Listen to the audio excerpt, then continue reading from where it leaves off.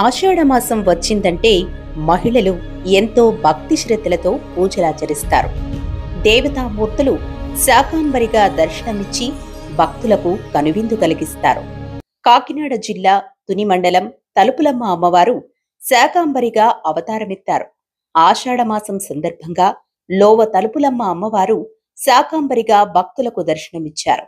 దీంతో ఆలయానికి భక్తులు పోటెత్తారు. ఆషాఢమాసం కావడంతో ఉభయ తెలుగు రాష్ట్రాల నుండి సుదూర ప్రాంతాల నుంచి భక్తులు అమ్మవారిని దర్శించుకునేందుకు తరలివచ్చారు. ప్రతి ఆషాఢమాసంలో జరిగే అమ్మవారి ఉత్సవంలో భక్తులు భారీ సంఖ్యలో పాల్గొంటారు. తుని పరిసర ప్రాంతాల రైతులు తాము పండించే పంటలను, కూరగాయలను అమ్మవారికి అలంకరణగా అందజేస్తారు. తమ పాడి పంటలు పుష్కలంగా పండి కుటుంబ సమేతంగా సుఖ సంతోషాలతో ఉండేలా ఆశీర్వదించమ్మా అంటూ భక్తులు వేడుకుంటారు.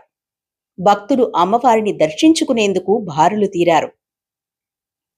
ఈ శాకాంబరిగా అమ్మవారి పంచలోహ విగ్రహాల మండపం వద్ద, అలాగే మూల విరాట్ వద్ద కూరగాయలు, ఆకుకూరలతో సుందరంగా అలంకరించి భక్తులకు దర్శన భాగ్యం కల్పించారు.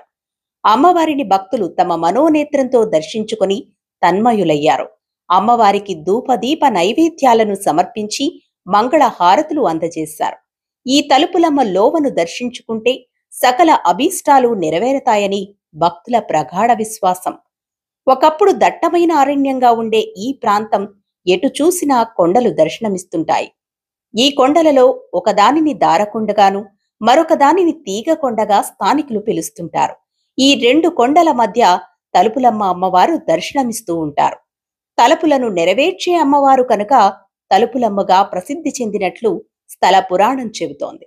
పచ్చని ప్రకృతి ఒడిలో ఆహ్లాదకరమైన వాతావరణంలో కొలువైన ఇక్కడి అమ్మవారిని దర్శించడం ఒక అనిర్వచనీయమైన అనుభూతిని కలిగిస్తుంది. ప్రాచీన కాలంలో అగస్త్యముని ఈ ప్రాంతం సందర్శించారని చెబుతారు. సంధ్యావందనం చేసుకోవాలనుకోగా ఎక్కడా నీటి జాడ కనిపించలేదు.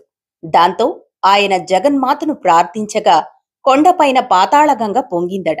సంధ్యావందనం పూర్తి చేసుకున్న అగస్త్యుడు ఆ ప్రాంతంలోనే కొలువై ఉండమని అమ్మవారిని కోరతాడట. ఆయన అభ్యర్థన మేరకు అమ్మవారు ఇక్కడే కొండ గుహల్లో కొలువుదీరారు. కాలక్రమంలో అమ్మవారు భక్తుల కోరికలను నెరవేరుస్తూ తలుపులమ్మగా పూజలందుకుంటోంది.